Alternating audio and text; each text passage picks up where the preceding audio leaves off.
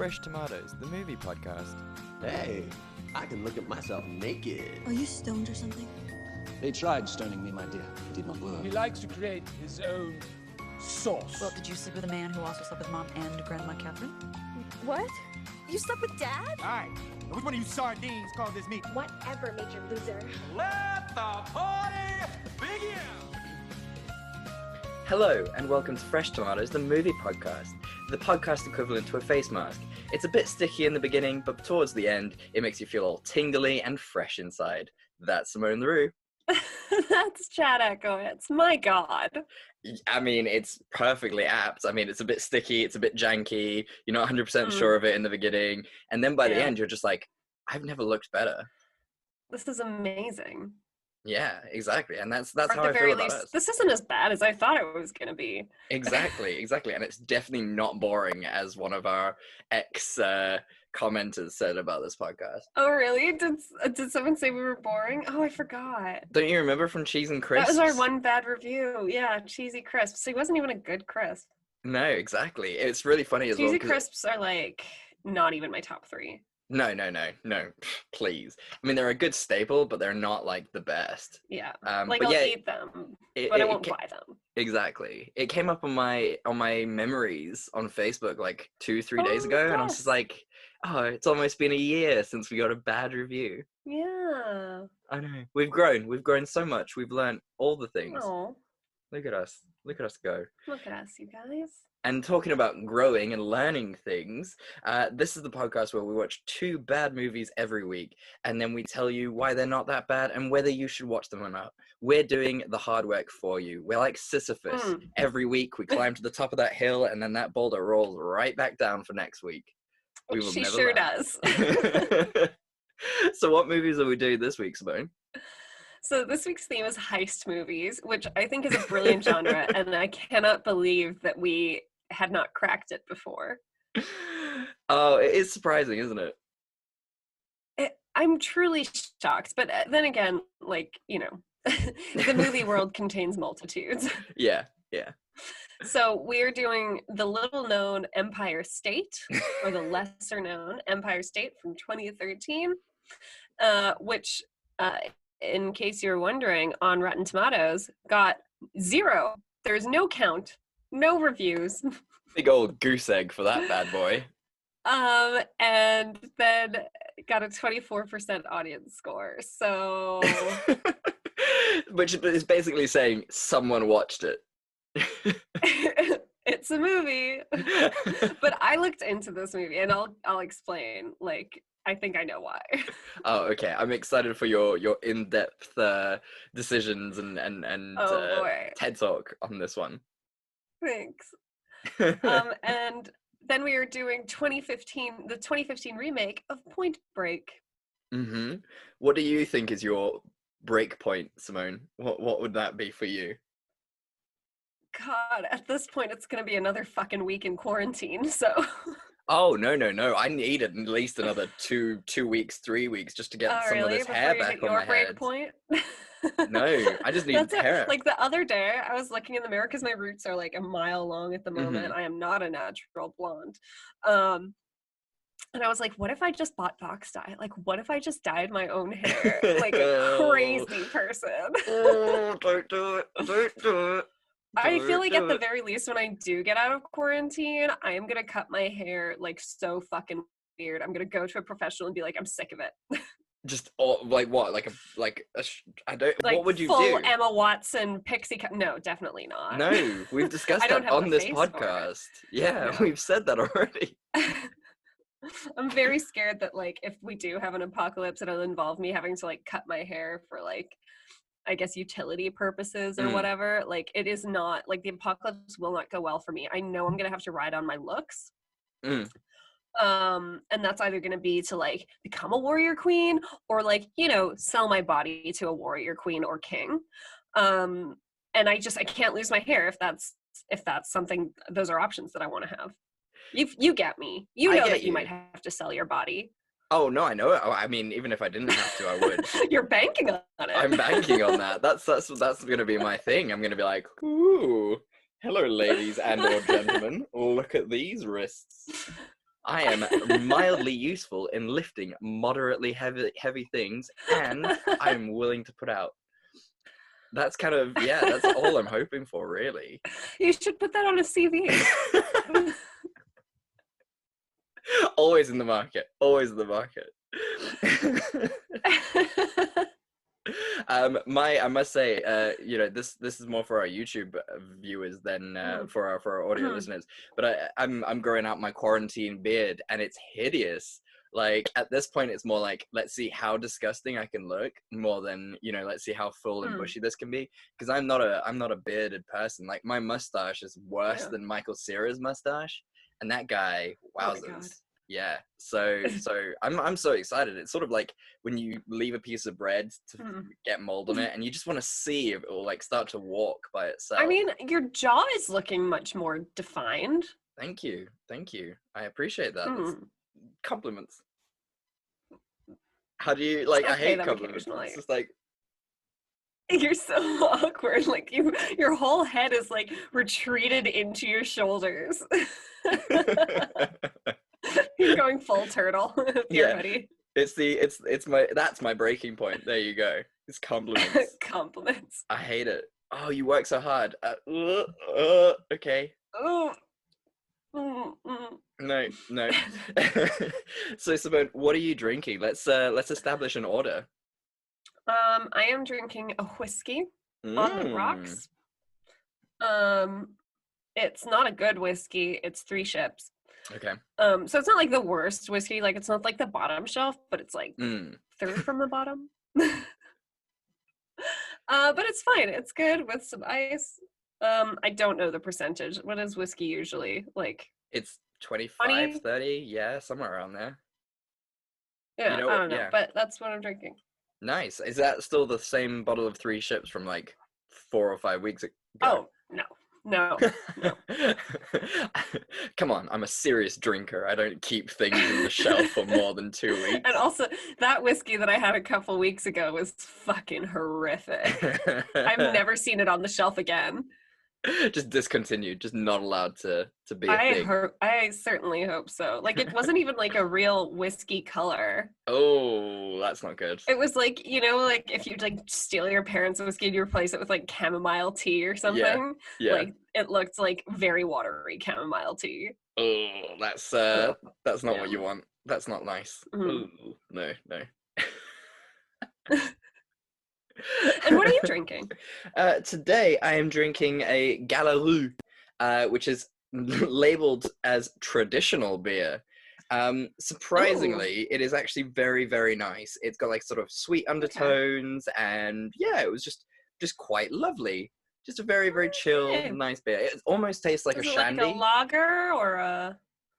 I don't know, and it doesn't say anywhere. Oh, it just says no, it beer. does. It says premium lager, and it's a traditional beer, so it is a lager. Very good. And yeah, it feels like a bit of like a shandy without the lemonade, which is lovely. Delightful. Yeah, nice. Yeah. But I think because you are drinking whiskey, you win, which is fine because I really want to discuss Empire State. I just want to get this movie the fuck out of the way. I feel like we both loved each other's movies. Yeah, definitely. I mean, to be fair, I did love Point Break, but holy shit, Empire State was just another bag. Okay. So, Empire State is actually the true story of a real heist that happened in 1983. Liam Hemsworth plays Christos Potamidis. Yeah, I think that's how you pronounce it. Yeah. Christos Potamidis, a guy who aspires to be a cop, but he keeps getting held back by his shitty friends and his record. Said shitty friend is Eddie, played by Michael Angarano. In lieu of becoming a cop, he decides to become a security guard at a money storage facility. I guess it's like a security armored truck company. Oh. Yeah. Yeah. Oh. While he's working there, with his buddy, or his new buddy, what? God, all of these dudes have Greek names. Like, I can't. I don't know who's. Oh, his new buddy Tony, played by Michael Rispoli, he learns that this company has shocking security. They don't count the money. They barely have any cameras. The guard dog is deaf. Basically, it would be the easiest place to rob, and he's pretty sure that the owners are taking some money off the top. Things come to a head where during a robbery attempt, his partner Tony gets shot, and Chris realizes that Tony's widow is not getting the compensation that she was promised. He then decides that he's going to use his inside knowledge to rob the place. He gets about $25,000 out, with no consequences. And promptly, his dumb fucking friend Eddie decides to start talking to the local organized crime gang about it. Everything escalates, and eventually they decide that no, they're going to rob this place for real. Unfortunately, though, the night that they're planning to rob it, another gang comes in to rob the same place. They are foiled by local detectives, including Detective James Ransom, played by Dwayne "The Rock" Johnson. Yay. And Chris actually looks like a bit of a hero because he shot one of the perpetrators, so no one suspects that he was going to rob the place on the same night. He then decides that the whole thing is just too crazy and too hot and he wants out. His friend Eddie basically says, well, I'm going to rob it anyway. And he does. He falls through the roofs and then the security cameras catch him. And Chris doesn't want his friend to get in trouble or go to jail. He also doesn't want to shoot him. So he helps his friend get away with it. Obviously, the noose of the law begins to tighten. Detective James Ransom immediately knows something's up, as do the local organized crime gangs. Everything comes to a head. Eddie gets kind of shot, but basically Chris's dad stops him from going to prison. Eddie's dad stops him. Chris's dad stops him. Eddie goes to prison. Chris also goes to prison, but not before telling local waitress, who was not important to the plot at all, Nancy Michaelides, played by Emma Roberts, where the money is hidden. That's it. That's the end. He goes to prison. Both of these movies have such shitty fucking endings, but before we get into it, what is your cliffhanger for this one? God. It's real difficult. It's gonna be this one, which is when him and Eddie are sitting at the bar, and he's like, "Oh, like it's right after he's stolen the money." And he's like, "Oh, are we gonna go party?" And he's like, "No, Eddie, like this is a serious thing." And then he like stops for a second. He's like, "Yeah, let's go." They keep trying. So, what's important to know about this movie is that the guy it was based on, Krista's last name, I'm gonna mispronounce again, Potamaitis. Christos Potamaitis went to prison for 7 years and then got out on good behavior. The money, the missing million, was actually never found. Yeah. But he had enough money lying around to bankroll this movie. Did he bankroll this movie? He helped pay for this movie. That's why this Greek man, whose parents are played by like the tiniest little Greek looking people, is played by 6 foot something, blonde haired, blue eyed fucking Liam Hemsworth. That makes so much more sense now. He's like, who is the hottest guy that can play me? Yeah. Unbelievable. And to get The Rock involved, to get so many good actors involved in this film, that is unbelievable. Emma Roberts is there for like exactly no reason. Exactly. Like, there's no love connection between them or anything. It's sort of just like, oh, she was a buddy of mine, so we're just gonna have her in the movie. Like, unbelievable. That is so crazy that he bankrolled this. That money, that is the stolen money, clearly. Obviously. Yeah. But how much more sense does that? And then, like, if you look up a picture of this dude, because I'm not saying, like, that no Greek person ever has had blonde hair and blue eyes, guys. But if you look at a picture of this dude, he looks very stereotypically Greek. He's, like, a swarthy dude with dark hair. Nothing wrong with that. But the fact that he was like, no, I want discount Hemsworth to play me. Is outstanding. I mean, I'm amazed he didn't just get The Rock to play him, but I assume The Rock couldn't do like a good Brooklyn accent. Yeah, clearly that's the reason why The Rock just played himself in this, as for always. He just was this smoldering giant, and that was it. Oh, that is so funny. That is So Yeah. good. I'm so happy to realize, Yeah. because I said to you before we started recording, I And- was like, why is Liam in this? And that makes so much more sense why he would be Yeah. in this. Disgusting.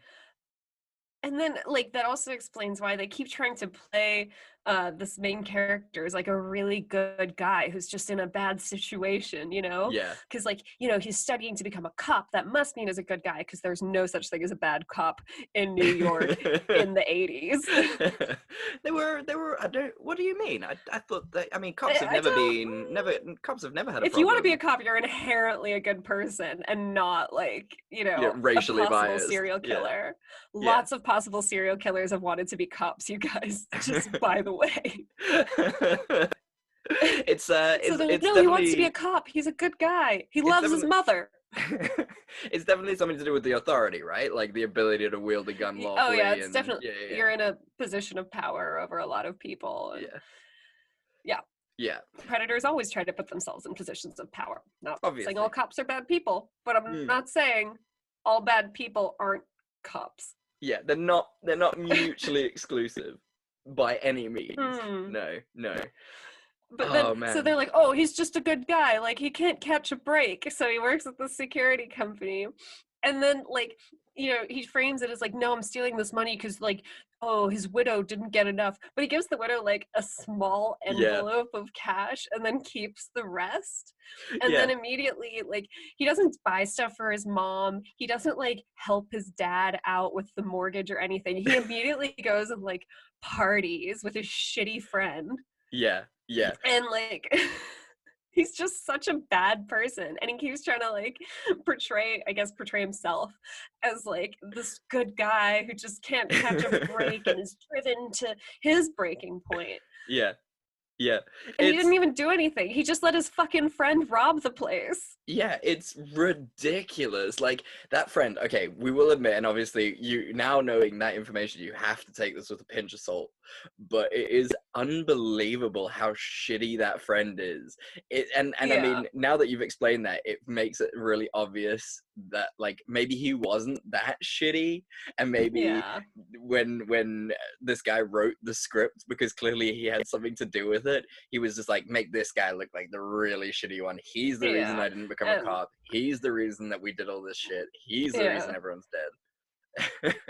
Yeah, and make it Liam Hemsworth because he's so good with, like, the aw shucks, like, good guy facade.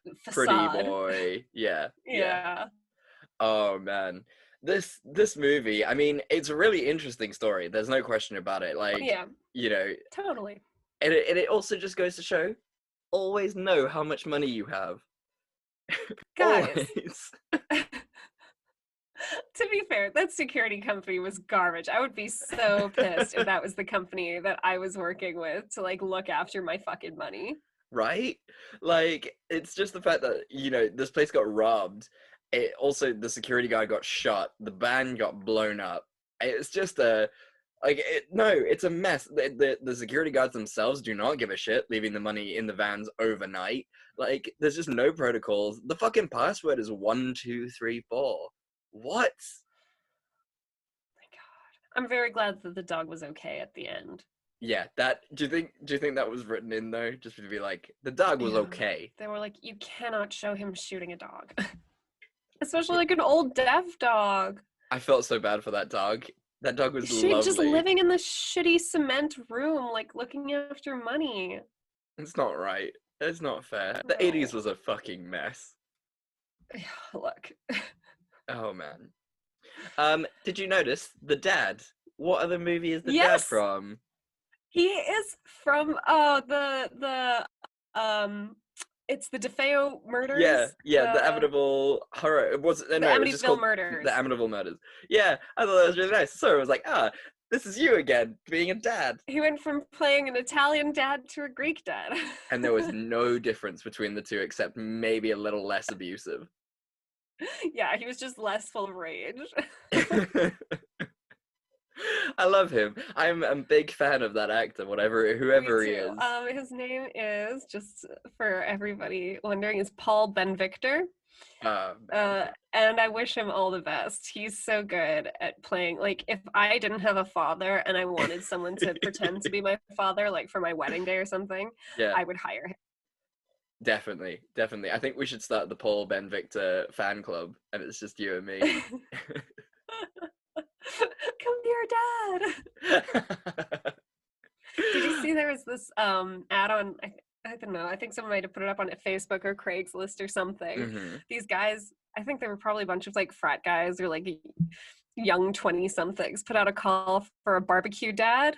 They just wanted like a dad to man the barbecue at their party and like tell Amazing. anecdotes and call everyone sport and champ and like, you know, just barbecue. dad And they'd be like, things. have a brewski. That's amazing. Oh, And then how a bunch lovely. of people responded. So they had this enormous barbecue with like all these dads. Oh, that's so cute. Isn't I that love that. adorable? Oh, My that is dad so would be adorable. such a good barbecue dad. That would be He's great. not He great at would. barbecuing, but he is enthusiastic. Yeah, I can imagine your dad would be great at calling people sport and champ. He has so many anecdotes, so many silly jokes. Ah, that would be so good. It would be so much fun. I can't wait. That's the one reason I'd want to be a dad, is just so I can, you know, go out. One reason. The only reason to be a dad is just like going out, having a barbecue, checking on the meat. I know you're 14, but here's a beer, son.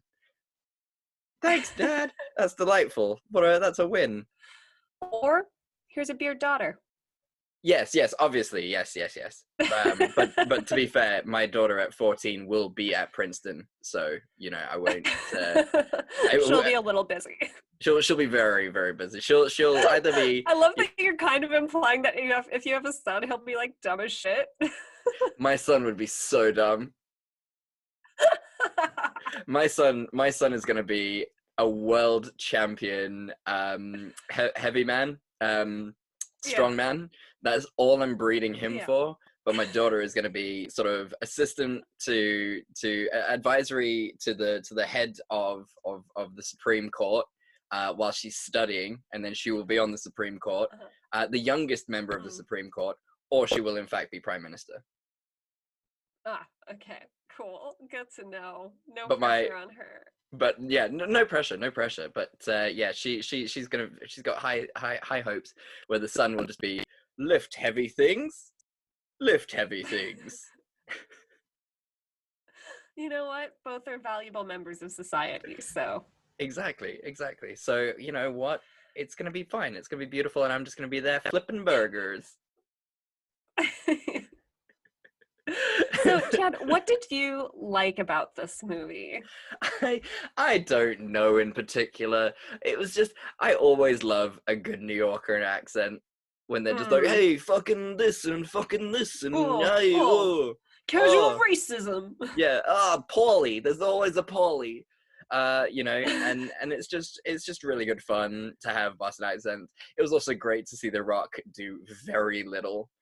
He smoldered once. He had about 5-10 minutes of screen time. Yeah. And then he gets top billing. Yeah, it was just ridiculous. I actually enjoyed Liam Hemsworth in this. Yeah. He was just fun. He did the best he could with the script he got, and he's Australian, and he was doing a Brooklyn accent. Like, that is impressive. It only slipped like once that I noticed. Oh, really? I didn't really notice that, but I was impressed. It was just when he was yelling, like one syllable was off. Oh, right. And I love the guy who's a shithead friend. He plays shitheads in everything. He was a shithead in the Stanford Stanford Prison Experiment. He was such a dick in that. Oh, really? Yeah, he played the big dickhead. Angarano, in case you were wondering. Brilliant. He is the lead in Sky High. Oh my god, that's amazing. Wait, what did Sky High get? Like, we need to do it at some point. Sky High? At some point. I didn't realize he was the one in Sky High. No, but that makes it got 73%. It got 73%. So. To be fair, that movie is bomb. I love that movie. It is fire. Oh man. But yeah, like overall, like there's no one bit of this film that I really enjoyed, but overall it was just a really sort of, you know, hey, look at this thing this thing that happened in history, and enjoy it for an hour and a half. You know, it's pretty cool. What did you enjoy And about it? I think the entertainment value does go up when you realize that the main character like funded this. Yeah, Because now then that I you're know like, that, oh, that's funny. yeah. That is true. Knowing it through Um, that lens is so much better. the one thing that I did enjoy, the scene that I enjoyed was when they're planning their heist. And then the other one happens on top of it. Like, Hmm. it's just such a great moment of chaos where Liam Hemsworth is like, what the fuck? And like, trying to make it work. And it's really tense with the police right there. And he's like, Yeah. oh, I don't know, who would try to rob this place? Like, that was like a good 10 minutes in the movie Hmm. that I found pretty entertaining. Yeah, no, it was excellent. It was just fun. And it's also like it's quite sad to see in a way like just people getting murdered, like knowing everything that we know now about like sort of police brutality and things like that and sort Yeah. of procedure and stuff. It's always good to go back to the 80s where there was just none of that shit. Like no body cams, No one gave a shit. no sort of warning shots, just like I'm gonna shoot you 8 times like The Rock did. Yeah. That was nuts. That was crazy. Yeah, no. We are very privileged to live in the times we live in, Yeah. and And to also be white in the yeah. times we live in. I was about to say, and being the color that we are makes a Yeah. huge amount of difference. Guys, come on, like members of our podcasting listening, vote accordingly to what we're saying. Listen to our Come words. on, guys. We can stop this. We can try at least. So I mean, we've spoken quite a bit about what we Yeah. didn't enjoy about it. So let's move on. What's your scene that could have saved it? I mean, anything that would have made Emma Roberts make sense in the movie, like Oh even if yeah. she had just been like his alibi at some point, or she Yeah. got to give a sassy thing like, "Listen, I'm gonna lie for you once, but like, don't fucking talk to me again." And then Yeah. it would have made sense at the end that he told her where the money was, because it would have been like by way of apology, or just Yeah. anything. Like, why is she? Yeah, exactly. Obviously, like the main, the guy, the actual guy, he has the hots for her, but was like Yeah. never like, oh well, I can't tell her because she's just like a Yeah. family friend. So I've got to make it kind of clear in this movie, even though she's completely pointless. Yeah. Do you think this whole movie was just a love letter to the one that got away? That makes it so much better. How sweet is that? I love that immediately. That is like immediately appealing to you. Of course it is. Of course it is. To all the girls I've loved Your before. big It's such soft heart. I love it. It's so cute. Oh god. My scene that could have saved it. I don't know. Like I feel like he should have. Liam Hemsworth should have just punched that guy so many more times in the face than he did. It's Yeah. just it was really frustrating to Eddie see. is such a shit.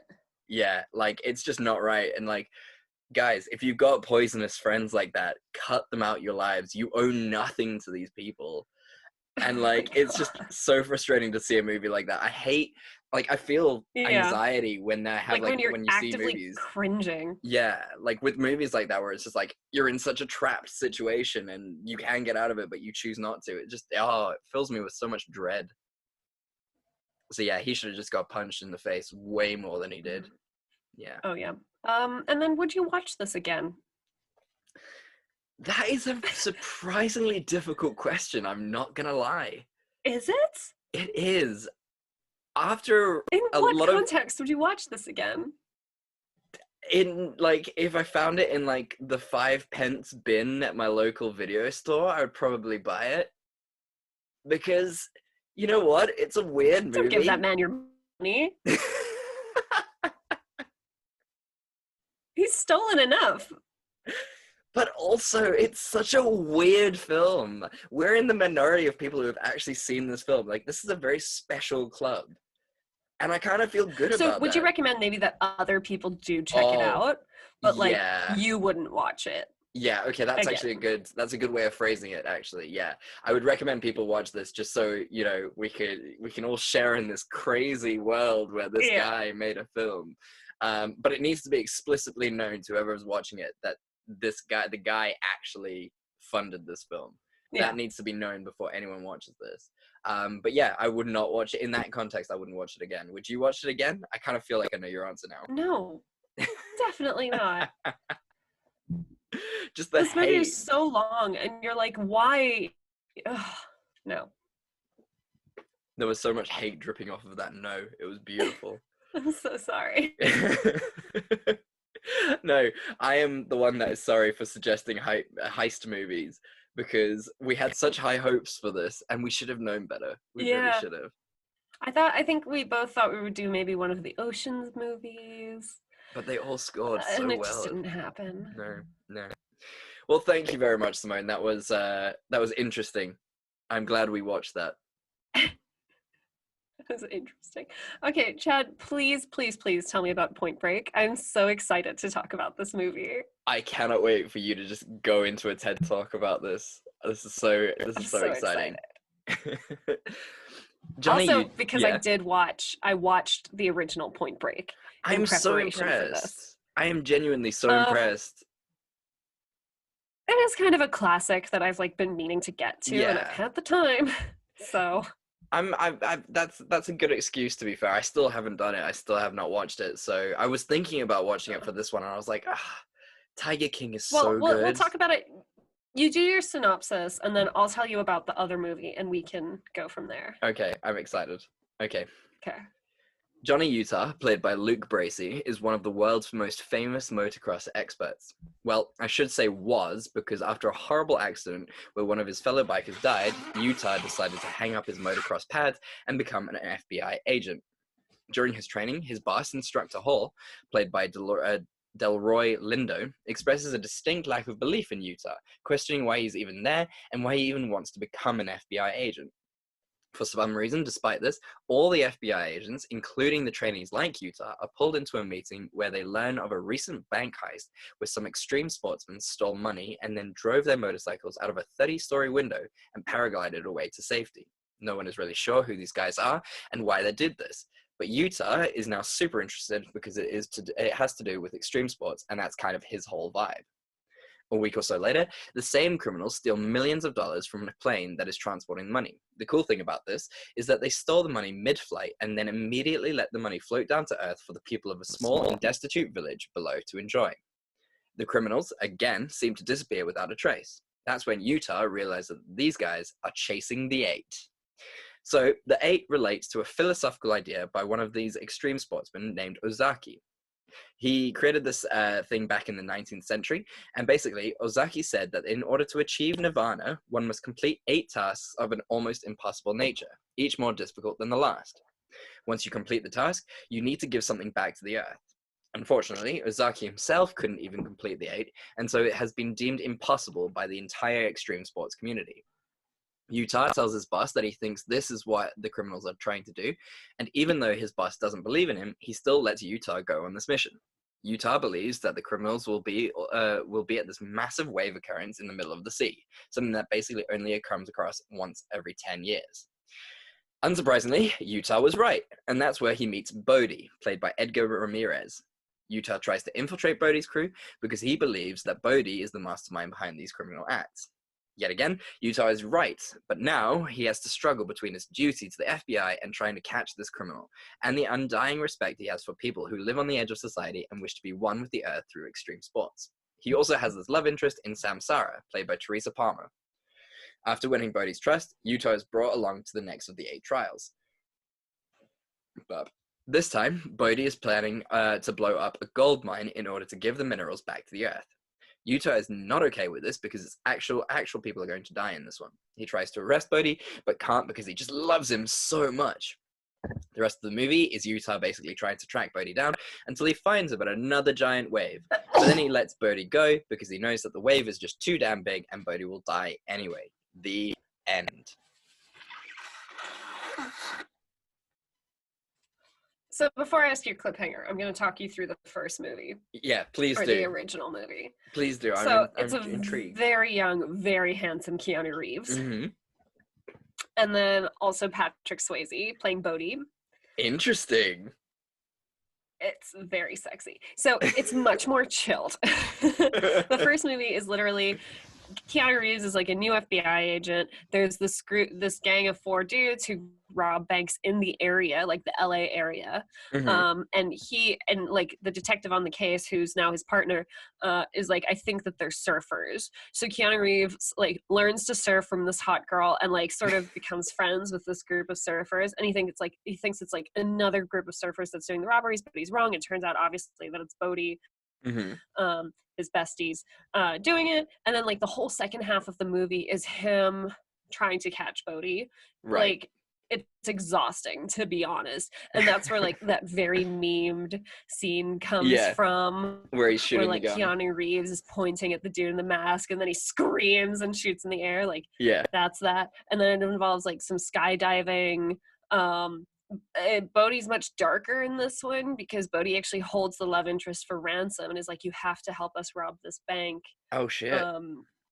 You have to help us rob this bank so that like, and then we'll give back your girlfriend. And then it turns into this whole chase because he just wants to get the girl back. But then at the end he does catch up with Bodhi, and like Australian Bodhi's like, well, let me just surf this wave before I go, but like then he dies. Or it's implied. So it's similar ending but completely different story in the middle. Yes. Yeah. We'll go into it, but like what's your cliffhanger? So it has to be this one, and it's quite literally any of the pretentious speeches that Bodhi or one of the other characters give. I've chosen the clip where they're on the massive boat and Bodhi's like, but what are you chasing? And it's like that kind of bullshit. And I love pretentious Earth people like this who are just like, I give back to the Earth, so I'm immediately better than you, and that kind of bullshit. Especially because like you're flying like a private helicopter to get to those places. Presumably you're flying on these planes. Like the amount of plastic that goes into like your flight suit and your parachute and the yacht that you're on in the middle of the ocean. Like you can't really claim to be like one with nature and like, you know, living on the edge of society when you're like taking a yacht out to your surfing location. You know what I mean? Yeah, exactly. And like I think they try to justify it in the beginning where Bodhi's like, oh, I don't have a pot to piss in. This is all that rich guys over there. But you're still using him. Like you're still condoning and endorsing that kind of behavior and like still partying with them and still drinking and still like cashing in on his money. So you're just as bad, really. I mean, and you know, he's also a terrorist. Like I know he's an eco-terrorist, but like still a terrorist. Yeah, exactly. Like, I mean, just like the things that he does really, you know, it's the fact that he kills people is like the big issue for me. I mean, even like, you know, I actually really liked the scene where they're skydiving because they've taken the money off that plane and they get to these big pallets of money and they cut open the netting, hold them, and all the money goes like flying up. That was bomb. That was a really fucking cool scene. And it's like visually stunning when that money just goes. That's the one thing I will say about this movie is the visuals are outstanding. Every single stunt was like done for real. I could imagine that. Like, that's cool. They had professional athletes do the skydiving and the fly suits and the surfing and the climbing. Like that was super legit. Yeah. And I mean, you've done a little bit of climbing in your day, and like that climbing scene must have given you major anxiety because it gave me anxiety. We'll get there. We'll get to the climbing scene. But with the money, like, so like, you know, then like, oh, it's like this Robin Hood thing because they've stolen money from this big corporation and they're giving it back to the poor, and it's like, but you have not bankrupted this corporation at all. No. That money is 10,000% insured. All you've done is probably cost these poor pilots their jobs. Yeah, exactly. And caused like a weird amount of inflation in this tiny village in Mexico. Yeah, like, and those people are definitely going to be fighting over that money. That's just how it is. It's money. Like, as soon as that money dropped, they were all like, yay, happy. Until they start fighting and rioting. Cartels will come in. I'm not saying that to be racist because it's Mexico. I'm saying that because that's how humanity is. Yeah, because people are awful. Like, that's just a fact. And like, so like, they're not doing anyone any favors. They're not making a difference. Can we also talk about just the scene behind the scenes of them getting onto that plane in those little boxes? Because that must have been so much fun. Just like getting someone to like screw them in and then like deliver them to the Yeah. bank or whatever and be like, hey, can these go on the plane too? And everyone's like, why? And they're just like, They're because just they wearing like a also need to fake go. mustache. Yeah. It's Samsara just in a fake mustache and like a cap, and she's like, hey, can we deliver these too? And they're like, why? And she's like, boss, I guess. Speaking of Samsara, you will recognize her Yes, from? Lights Out. No ways, of course she Yeah. is. The movie that started this podcast. Yeah. Oh, how lovely. Yes, she is bomb. I love her. Yeah, no, she's fantastic. I think she didn't like get a lot of screen time in this, which was bullshit. But what I did find interesting was the fact that she's like in on it in this movie. And in the original movie, like the girlfriend's like, you know, just this total innocent, like, Oh, you really? know, slightly sad girl who like surfs with these dudes. And in this, she's like also this beautiful, innocent, slightly sad girl who like hangs out with these dudes. But like she's in on it. And then when he shoots, like spoilers, That's you bonkers. guys, he shoots the person he thinks is Bodhi, but it's Yeah. her. That That's was bonkers. good.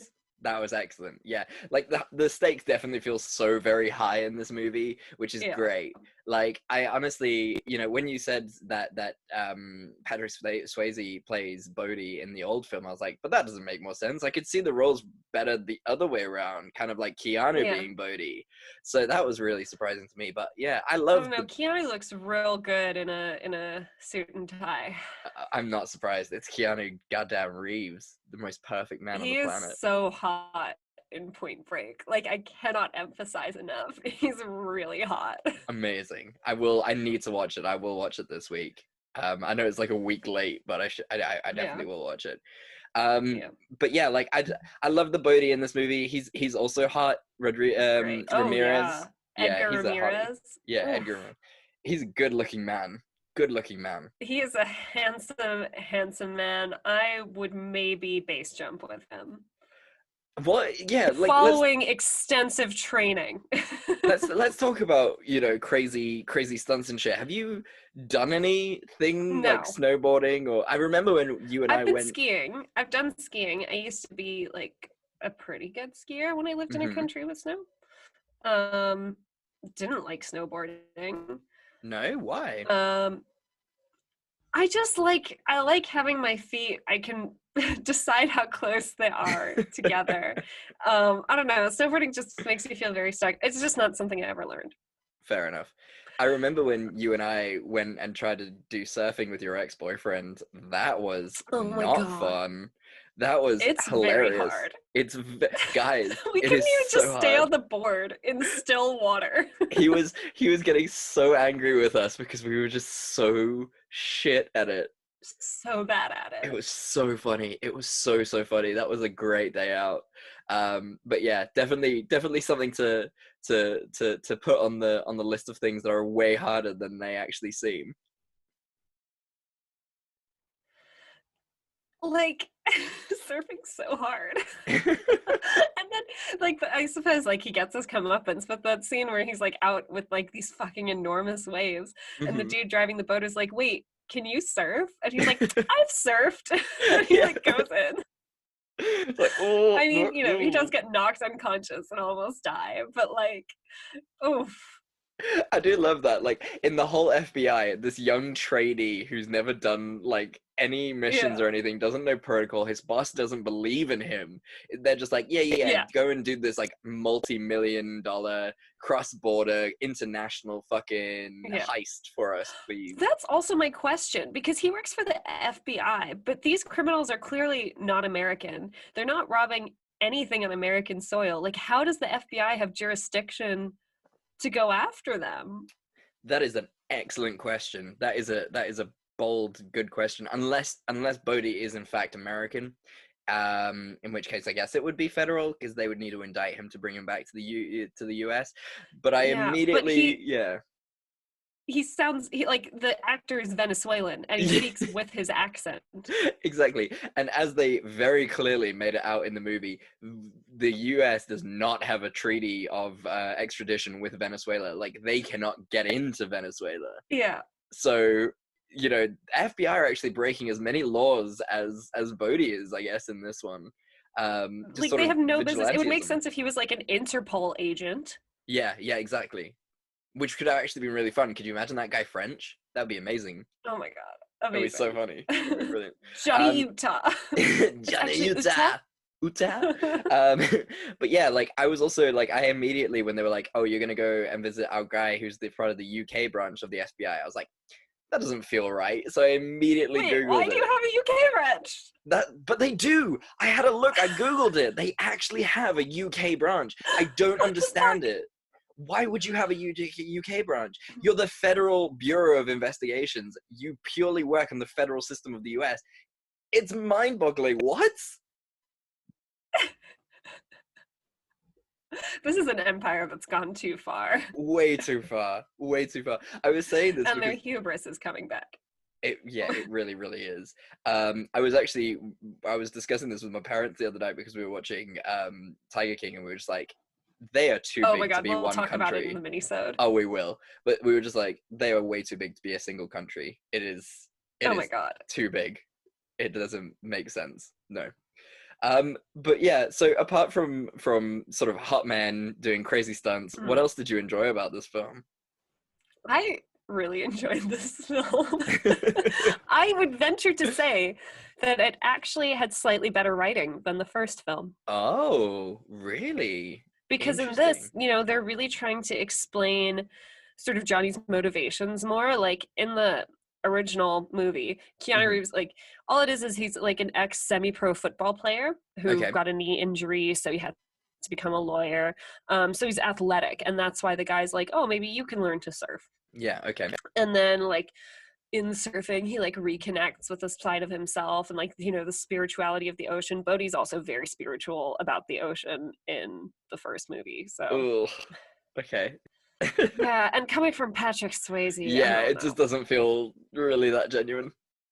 It's not sexy. No. It's not as sexy as like Edgar Ramirez. No, like, no. When he speaks about the angry ocean, and into the environment, you know. Yeah, when he speaks about the ocean, I'm like, yeah, I feel it. God, you're so right, Edgar. So like, you don't actually get a huge sense of his motivations. Like, you can kind of see that he wants to prove himself as an FBI agent, but he also feels like some sort of loyalty to Bodhi, and that's about it. Like, that's the big conflict. Whereas with this one, it's sort of like reconnecting with a part of himself that maybe shut down after his friend died. And finding like that kinship that he had with this friend, with these other extreme sports people. And even like to a degree, like a philosophy that he really agreed with. Yeah, exactly. I think that was the big thing with it, yeah. So I think that was just like the motivations there were like much better. So it like made for a better storyline, and it made a lot more sense. Right. Like the scene where he doesn't want to shoot Bodhi made so much more sense than in the original movie, where you're just like, oh, for God's sakes. And the scene is very overdramatic. So that was nice. And then, like, obviously, this is just, like, much more extreme. The first movie was just surfing and some skydiving.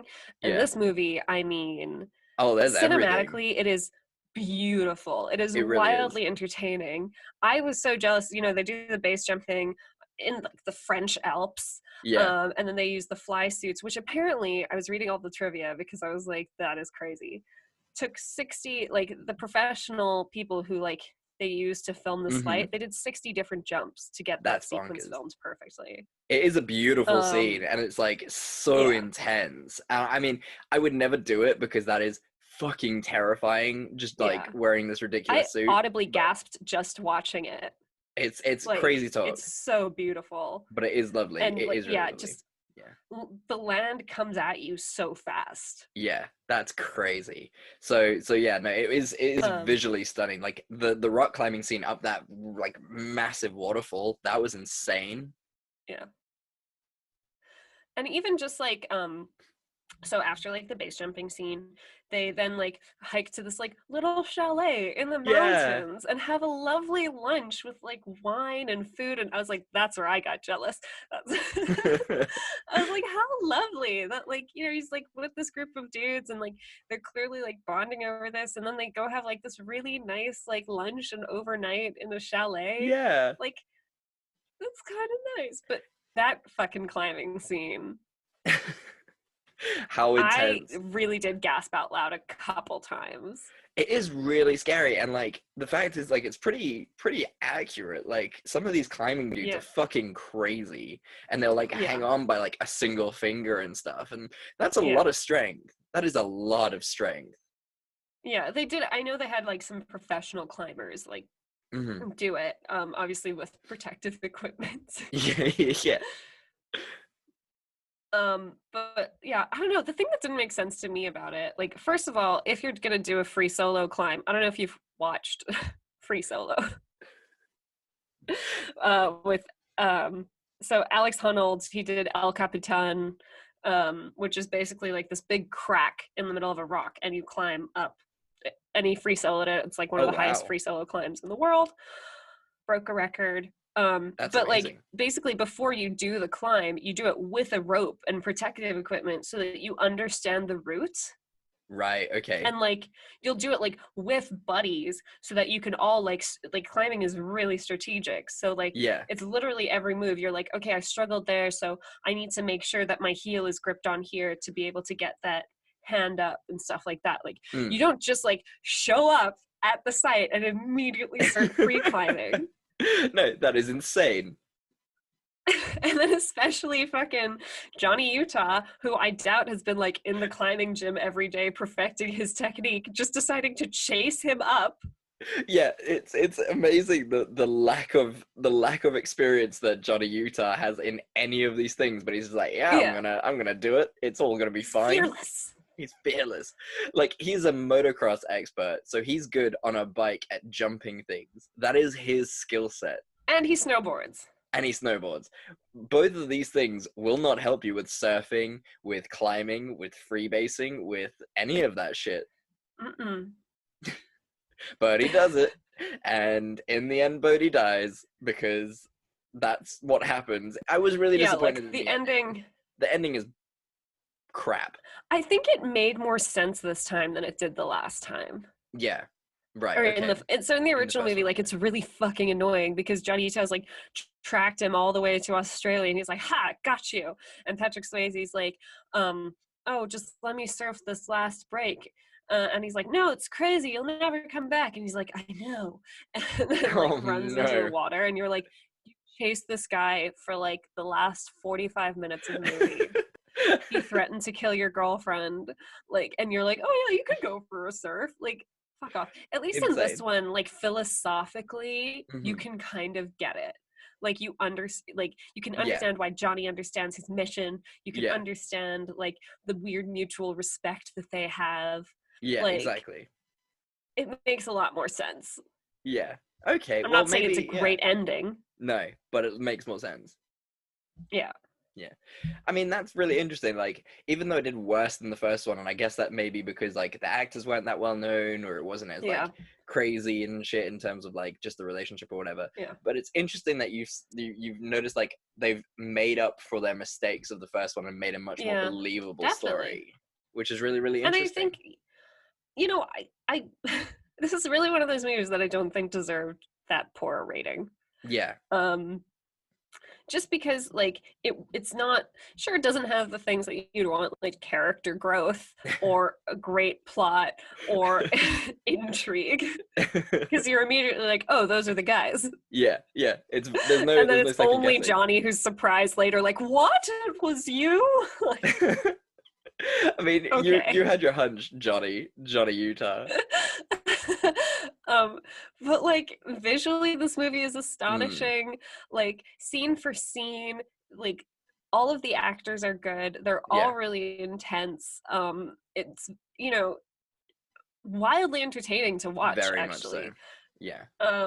And like I said, it really, I think, took to heart some of the issues with Point Break, and also honed in on some of the stuff that people liked about Point Break, Yeah, and it kept like the original. the crazy scene with the gun firing in the air, which was really Yeah. fun. Like I enjoyed the fact that they like kept that in and stuff, which was Yeah. cool. So I guess would there be a scene that could have saved it for you? I have two. Like I said, I've You got a have lot of feelings about this. two. Okay, I'm excited. One Tell is me them. serious, and the one is like not so serious. I think I know the So- one that's not serious, but I want to hear you say it. I'm so predictable. I think so. I think so. So the serious one is, so when they're snowboarding, they like Uh-huh. reach a cliff and they're like, oh, we've cliffed out, which is totally a thing people say, I bet. But basically, like, they've reached the cliff, they can't snowboard down anymore, they call in the helicopter to come and get them, and fucking Johnny Utah's like, no, and he like decides to go down this desperately unsafe slope on it. Like, that scene gave me so much anxiety, and one of the dudes dies. Yeah. And they're very quick about it. Yeah, they do Like, the not dude give a shit dies- about their friend. And this is a great moment for character growth from Mm-hmm. Johnny, because this is another person that he got killed because of his own hubris. Yeah. And like, this is a great moment for him to learn that just because like he's fearless, like, that doesn't protect him from consequence. Yeah. And like everybody's like, oh, it's chilled, like he knew what he was getting into, don't you Yeah. worry yourself about it. And then he gets boned later that night. Yeah. And he's fine. So I think that was like a missed opportunity. Yeah, you're not wrong. I mean, that scene is very perplexing because Bodhi's just like, he chose his line. He knew what he was doing. You know what? It's one of my best friends, one of my crew members who I've loved forever. But you know Yeah. what? New guy who I don't know shit all about, who I actually know is a cop. You've killed Yeah. my friend. Don't worry about it. And then my other one is, how many times in this movie did you look at Johnny and Bodhi having intense scenes together and you just go, just kiss already? There it is. I knew that was it. I knew it for a fact. In the original and in this movie, it would have made so much sense if they'd been romantically interested in each other. Well, that will be for the new remake. When they make another remake of this remake, they'll actually be in love with each other, and Sam Sara's character will just fuck right off, and you'll just have them The boning. female character is very not relevant in both No. movies. No, it's yeah, she's just a sexy lamp. But it would Yeah. actually, you know what? Even though it's a funny one, I think you have a really good point, because if they loved each other, like sexually loved each other, Yeah. like it would actually add to the story a shit ton, and it would make sense why he Yeah. wouldn't shoot at Bodhi at that time. He's in love. It's not just a beautiful friendship between two men who have a similar spiritual philosophy. Like, okay, Yeah, that's the gayest thing. similar spiritual philosophy.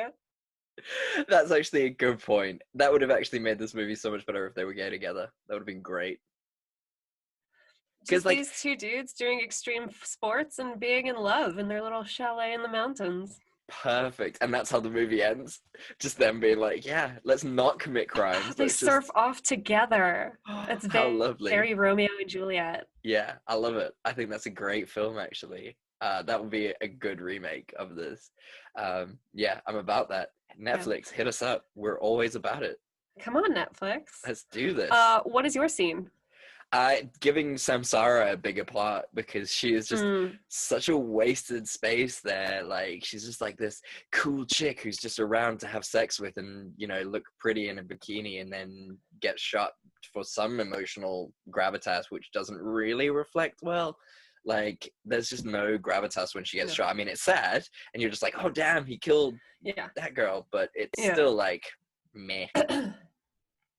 It's sad for like one scene. Yeah, exactly. So yeah, I just would have given her a bigger part if we could have. Fair enough. Yeah. So, would you watch it again? Honestly, yeah. Like if it was on, I mean, I'd probably skip all the dialogue and just go like straight to like the extreme sports scenes, because those are outstandingly shot. They're beautiful. Mhm. People worked really hard on them. They deserve some recognition. Yeah. Yeah, why not? It's a fun film. It's a really, really fun film, and I Yeah. agree with you. I'd watch it again. There's a fight club at one point, I just remembered. Yeah, what the fuck was that? Like, right in the beginning, they were just like, yep, Fight Club, we fight each other, we beat the shit out of each other. That's cool. and it's never mentioned again. There's No. no reason for it. But it's great because what I love is like the scars didn't heal to the end of the movie. So it's like this really good transition of time where you are constantly reminded that they did in fact have a fight club right in the beginning. But yeah, it's fun. It was the reason I think that scene was included was just to get their shirts off because they both have incredible bodies. And wild tattoos. Everybody had a Wild tattoo tattoos. in this movie. Yeah, I love it. I think we should get tattoos of like mountains across our chests. Oh my god. It's so gross, that one. The one that Johnny Utah has Yeah. across his chest. Yeah, of like a weird At tribal first mountain. I was like, did he get like, physio tape? I was like, did he tear a pec and get physio tape put on his chest? But like really artistically, that's great. Yeah. Oh, that's so funny. Like Bodhi in his spare time is actually a physiotherapist, and he's just like really like strapped his shoulder for him. Yeah. Someone needs to be. Oh, that's so good. Oh my goodness. Well, that was really fun. I weirdly enjoyed this week. It was an odd week. Would you watch this movie again though? Oh, fuck yeah. Yeah, definitely. Without question. It's a really fun extreme sports movie. Perfect for Sundays, couple beers. Everyone's round to have like ribs. Fuck yeah. Let's do it. Yeah, I play it in the background, have some nice visuals going. Yeah, awesome. Yeah, fun film. Right. Well, thank you for this wonderful week that we did not expect to go the way that it did go, but it went there. No. Very, very exciting. Thank you. That was really fun. Yeah, yeah. So tell us, Simone, what are we doing next week? So excited. I'm very excited because I forgot how much I love this genre. Which Is is it very a genre? specific. Hold the fuck on right now. I'm going Is to it a tell you what genre? this genre is. It is King Arthur Camelot, but with gritty realism. Okay, so and sometimes magic. And sometimes magic because Merlin sometimes appears in these Yeah. stories. But the question I have for you is has this become so big that it has in fact become a genre of itself? I suppose not. Like, not with the gritty realism. Like, there's definitely, because I looked up, like, King Arthur, like, Camelot movies, and there was a There's a lot. long list. Yeah, yeah. Not to mention, like, the series and, like, Yeah. everything. So I think, it's definitely ingrained in our culture. We all know about the Knights of the Round Table and blah, blah, blah. So I was really excited. But I found two movies that are called King Arthur. One is just King Arthur, which is from, hang on, I'm just opening the links that I sent you.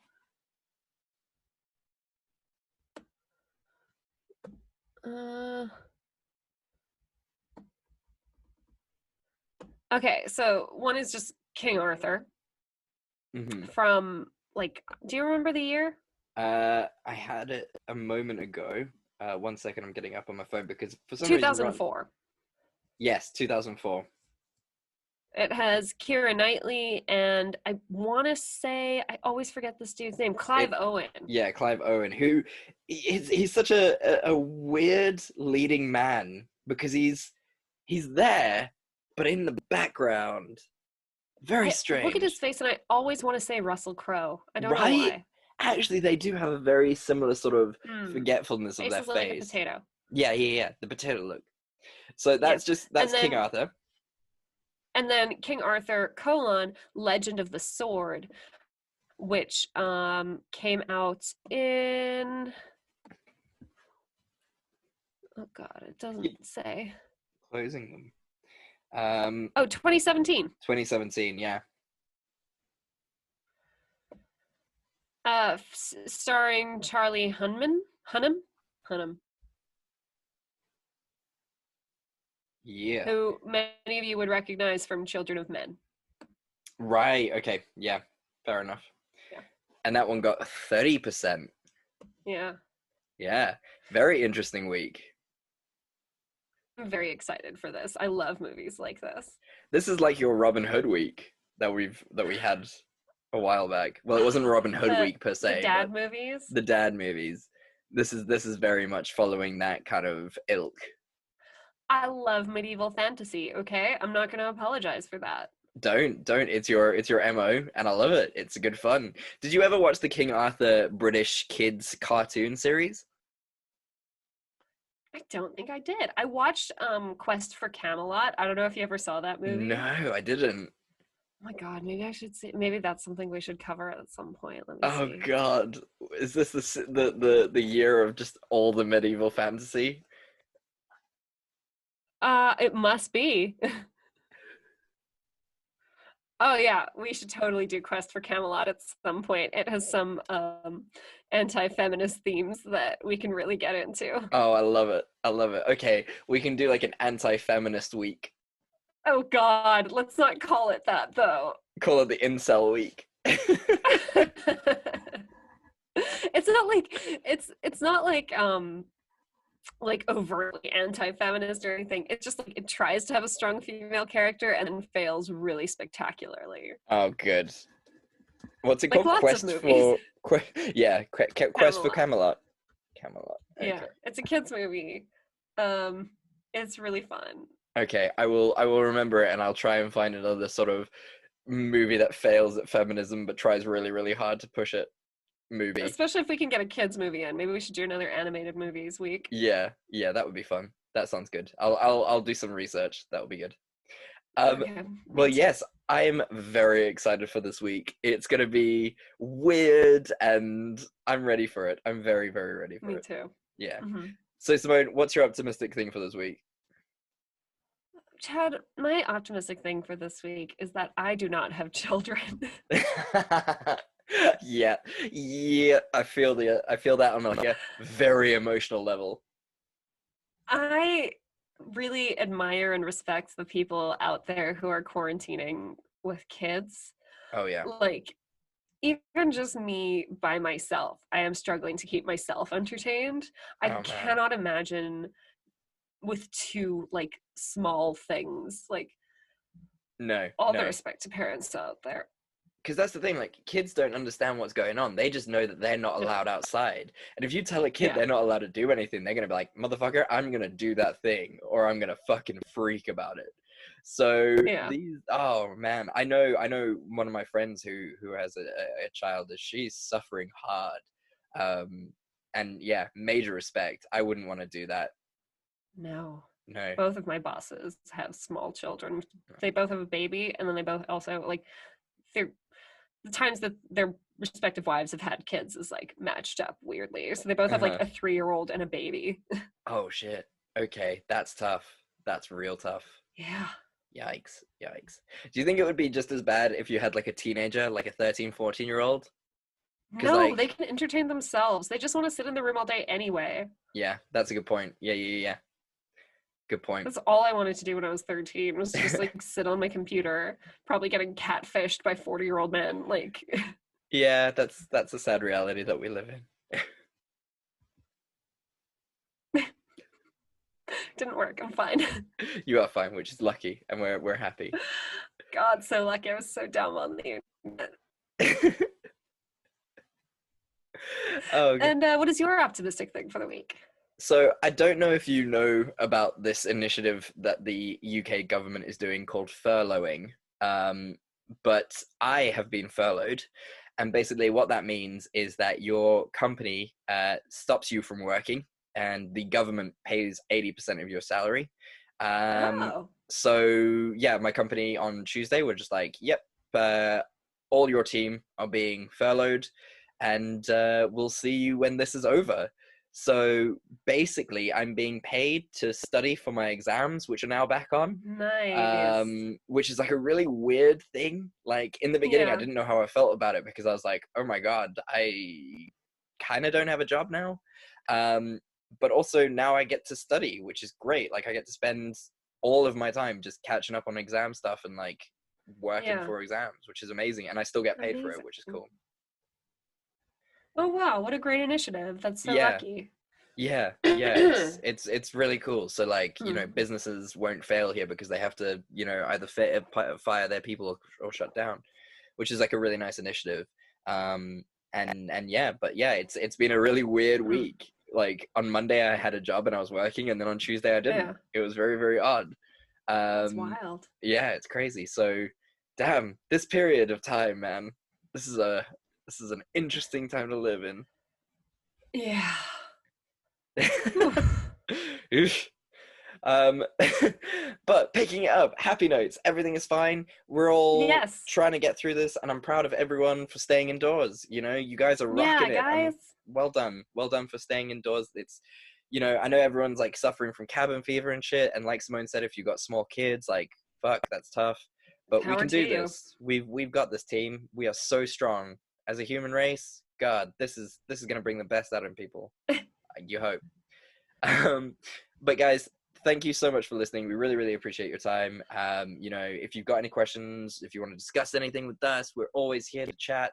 You know, if you want to leave us comments and ratings, we do really appreciate it, especially in this time where you have more time than you usually would. Why not hop on to your podcasting app of some kind and give us a rating? And if you want to discuss anything with us, we are watching so much crap right now, so, you know, we're happy to discuss anything. Throw it on there. Always. So where can the people find us, Simone? They can talk to us on Facebook or Instagram at Fresh Tomatoes Podcast, on Twitter at Fresh Tomatoes MP. They can email us at freshtomatoespodcast@gmail.com. They can come hang out with us at the Robots Radio Discord. I was off for a month, but I'm back now. And they can watch our YouTube videos. Yeah, you basically run the Discord. I am so shit at Discord. We It's need to be unbelievable. better about it. We do need to be better, but you've taken over that. You're amazing. Well, I was off for a whole month because Discord just stopped sending me notifications, so I kind of forgot about it a little bit. And guys, thank you so much for listening to us. We really do appreciate it, and especially in these hard times, you know, we're all in this together, and we can do this. We can get through it. It's only a couple weeks of staying indoors, and as we say at the end of every week, we love you, and there's nothing you can do about it. We love you, and there's nothing you can do about it. Bye. Bye.